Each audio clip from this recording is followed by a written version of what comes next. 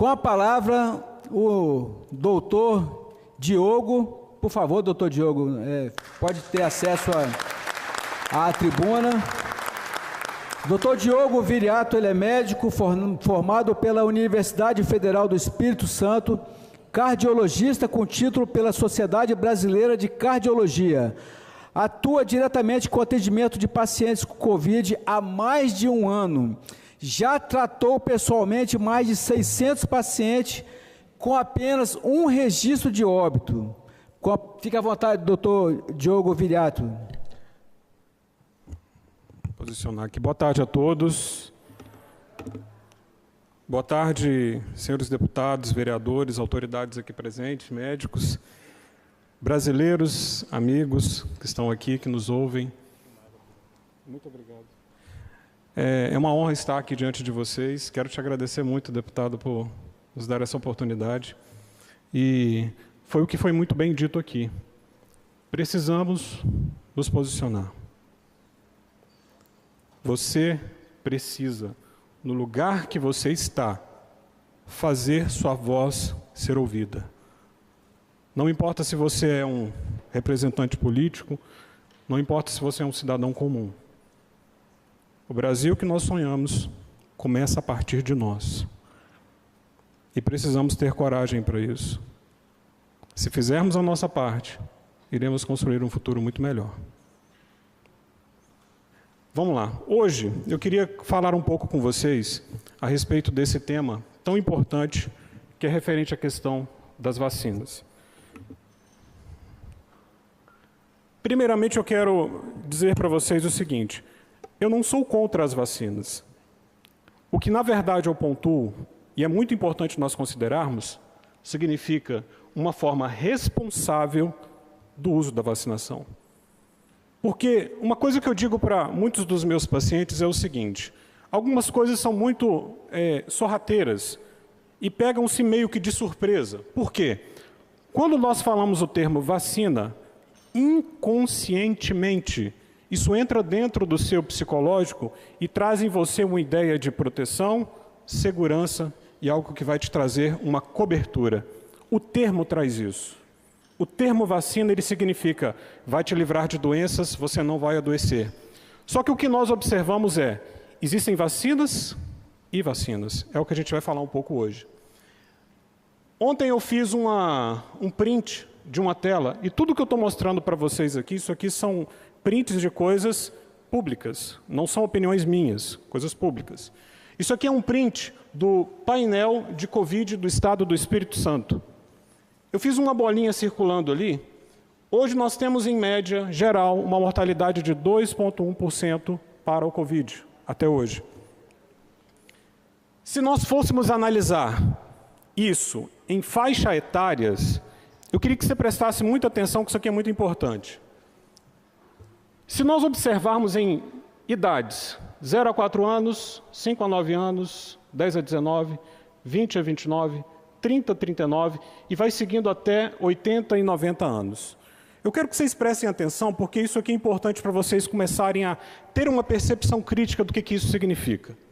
Primeiro, 0 a 4 anos, taxa de mortalidade e letalidade para o Covid, 0,2%. O que isso significa? 10 vezes menos a taxa de mortalidade geral do Covid no Estado. 5 a 9 anos, não se assustem, nenhum registro de óbito, 0% de letalidade. 10 a 19 anos, 0,1%. 20 a 29 anos, 0,1%, ou seja, 20 vezes menos a taxa de mortalidade do nosso Estado. 30 a 39, 0,3%, 40 a 49, 0,9%, 50 a 59 anos, já começa a pular. Aí já começa a se igualar a taxa geral de mortalidade no Estado. Idade de 50 a 59 anos. O que isso significa? Literalmente, idosos e pacientes com comorbidades, pacientes de risco. E se formos seguir essa escala, a gente vai perceber de 60 a 69 anos, praticamente já tripla o valor, 61% de mortalidade. 70 a 79, 13,3%, 80 a 89, 23% de mortalidade, e quando chegamos acima de 90 anos, quase 40% de mortalidade. O que eu quero dizer com tudo isso e por que eu fiz um detalhamento desses pontos com vocês? Para mostrar para vocês que a vacina em si, ela não é a toque de caixa. Isso não é colocado simplesmente para todos tomarem sem uma análise crítica. Isso aqui, literalmente, é impor algo sem uma percepção de análise. Eu te pergunto, por que eu vou vacinar um grupo de 0 a 4 anos, sendo que a mortalidade para esse grupo é de 0,2%? Fala para mim, qual o benefício que isso vai causar para essa faixa etária? A mesma coisa de 5 a 9, de 10 a 19, de 20 a 29 e até de 30 a 40 anos. Conseguiram perceber a ideia do que eu quero mostrar aqui para vocês? Isso mostra para nós, em termos práticos, claros, com dados, com os dados, inclusive. Volta para mim, por favor. Com os dados, inclusive, do painel do Covid do nosso estado. Isso aqui não são dados meus, são dados do painel do Covid. Isso é público. Se vocês quiserem olhar e analisar, vocês vão perceber isso. Se você for observar comigo, então, ótimo, analisando faixas e percentuais de letalidade, nós poderíamos pensar, dos 40 anos para baixo, não haveria uma suficiente utilidade e benefício útil referente à questão de uma vacinação. Analisando termos técnicos disso. Segundo ponto, você pode pensar, poxa, 40 anos os pacientes já têm, então, fatores de risco. Perfeito. Vamos descer um pouquinho mais. De 30 anos para baixo, 0,1% de letalidade. Por que eu estou dizendo isso para vocês? Se fosse essa definição que nós temos, de todo um protocolo adequado para a implementação de uma vacina, eu concordaria, eu seria o primeiro a impor e definir isso para todo mundo. Agora, diante do que nós temos visto e observado, isso aqui foge do padrão que nós vemos como lucidez. E aí eu quero pontuar com vocês o que nós temos à disposição hoje. Basicamente, 4 tipos de vacinas. Temos Coronavac, AstraZeneca, Janssen e Pfizer. Se formos analisar rapidamente um pouco de cada uma delas, nós temos a primeira. A Coronavac, feita pelo Instituto Butantan, usa uma tecnologia que, de fato, poderíamos chamar isso de vacina. Por quê? A tecnologia usada para a produção da Coronavac é o que nós conhecemos. É você pegar um material que seria o agente etiológico, deixa ele um pouco mais fraco, usa ele, inocula na pessoa e estimula o sistema imunológico. O que isso significa? Isso aqui. Pega o agente, torna ele inativo, coloca ele dentro de um recipiente, joga no organismo, incentiva o sistema imunológico para que ele produza anticorpo e, a partir disso, ele possa combater e dar a proteção. Esse é o mecanismo usado nas vacinas e todos que nós conhecemos até hoje. Esse é o mecanismo.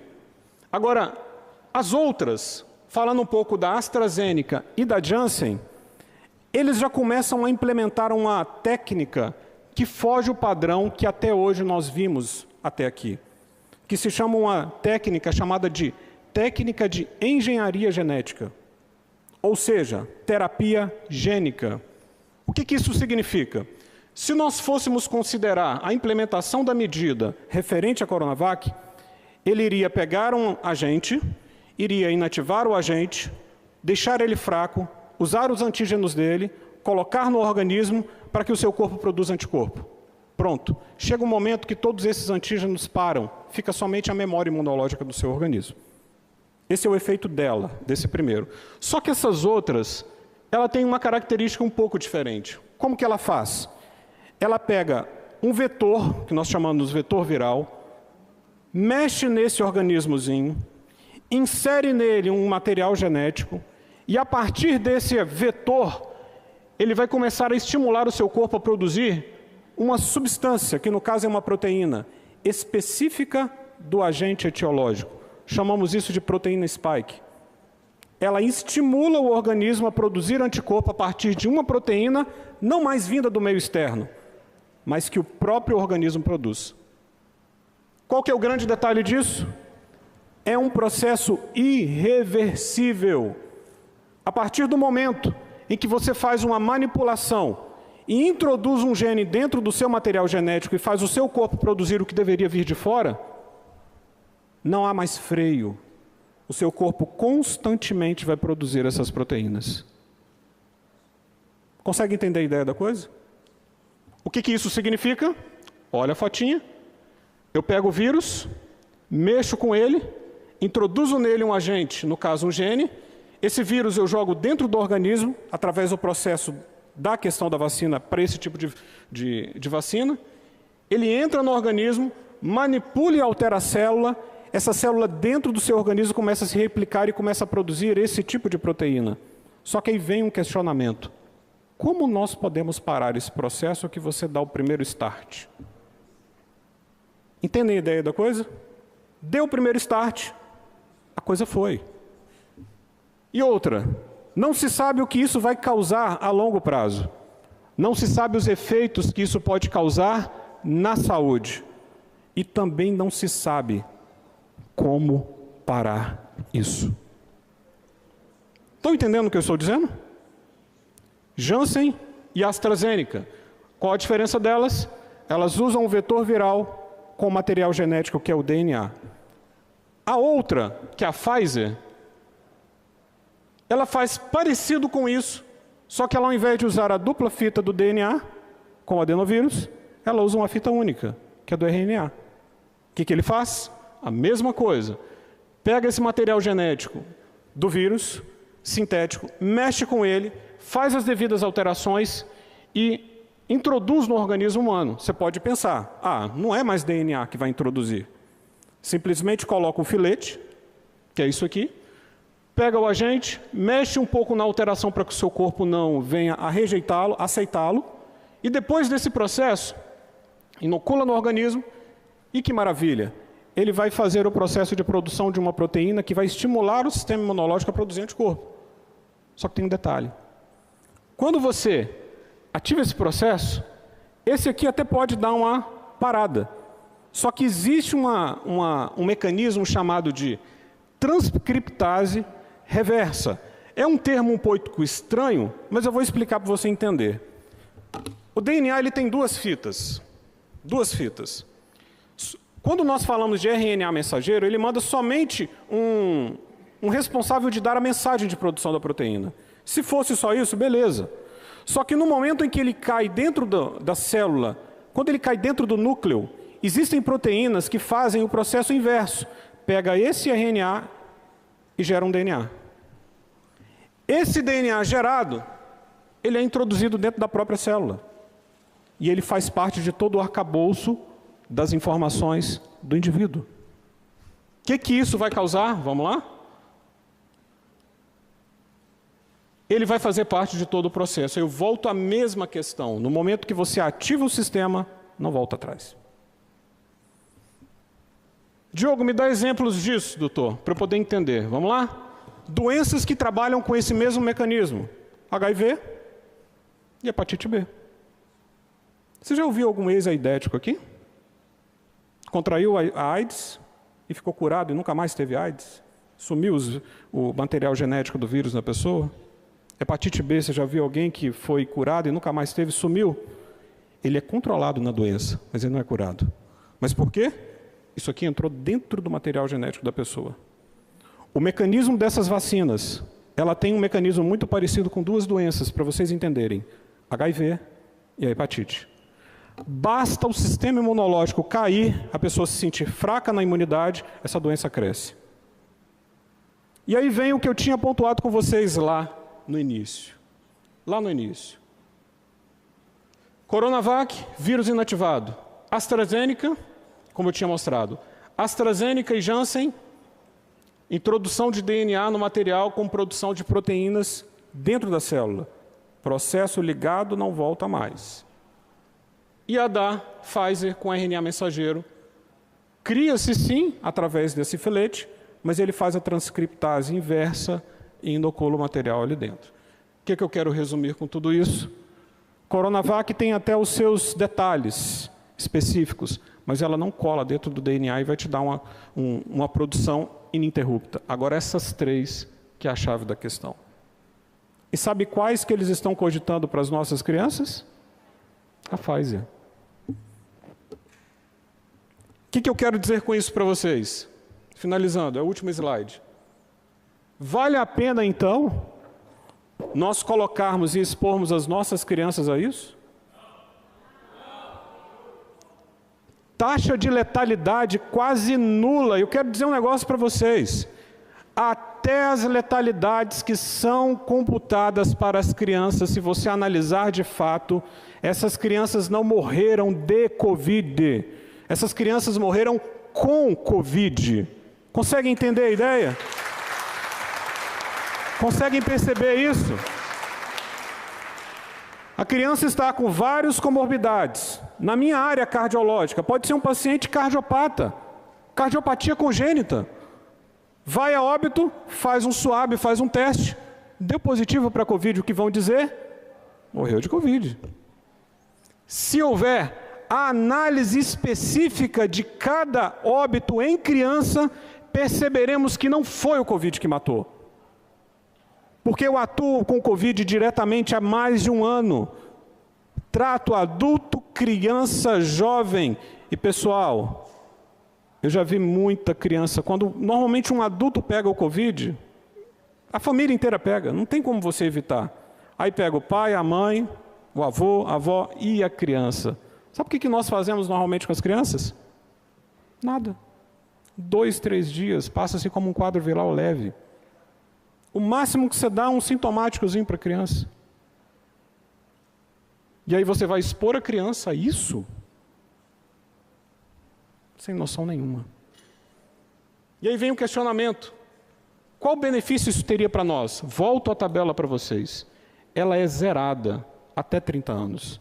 Eu poderia dizer aqui que até os 30 anos ou até os 40 anos, não mexe com esse negócio, não. Não mexe com isso, não. Eu peguei um estudo recente que fala justamente o seguinte: por que estamos vacinando as crianças de Covid? Olha a conclusão que disseram. Grande parte das mortes per capita por Covid ocorrem em pacientes idosos com altas comorbidades. As mortes de Covid per capita são insignificantes em crianças. Então eu concluo com vocês dizendo o seguinte: por que exigir então que se vacine, se nem mesmo os fabricantes recomendam que se vacine essa faixa etária? Você sabia que a Coronavac ela só tem estudos acima de 18 anos?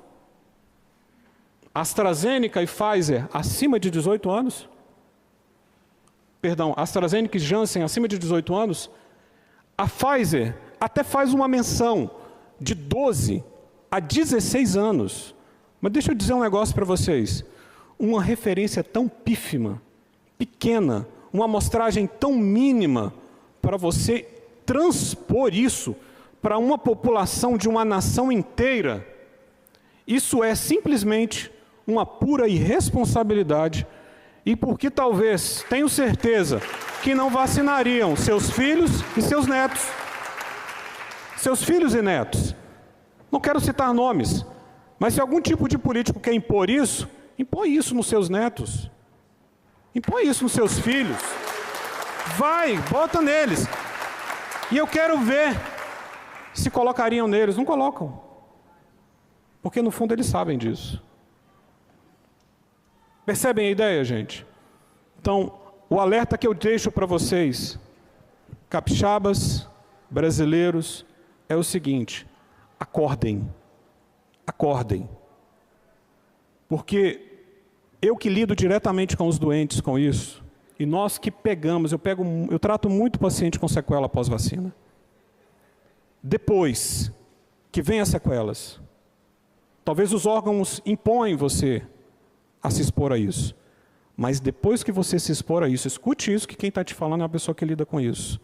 Depois que você tiver acesso a isso, e você tiver consequências e sequelas disso, sabe quem vai te ajudar?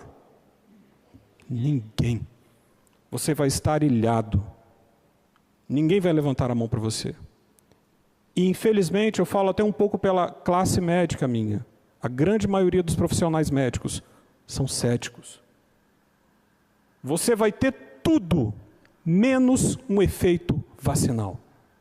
Tudo. E digo para vocês, é doloroso e triste ver o drama das famílias que passam por isso.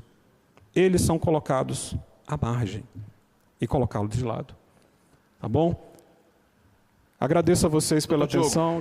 Doutor Diogo, só rapidamente. Doutor Diogo, o senhor é cardiologista, não é? Sim, sim. Então, o batimento cardíaco e o sistema do organismo todo, o coração, é uma máquina que realmente leva sangue para todos os lugares do corpo. Qual foi a última entrevista que o senhor deu na grande mídia, doutor Diogo? Eu? Acho que é a primeira. É assim que está trabalhando hoje a grande mídia. Liberdade é só para o pensamento que eles querem imputar às pessoas. É uma tristeza isso. Que Deus abençoe, doutor Diogo. Obrigado. Trabalho do senhor. Obrigado. Deixei o contato se alguém precisar de alguma orientação, instrução. Eu posso deixar meu e-mail de contato para vocês, é o drdiogoviriato@gmail.com. Tem um contato nosso de um consultório online nosso que está ali, que normalmente a gente sempre tem distribuição de mensagens, orientações sobre o tema.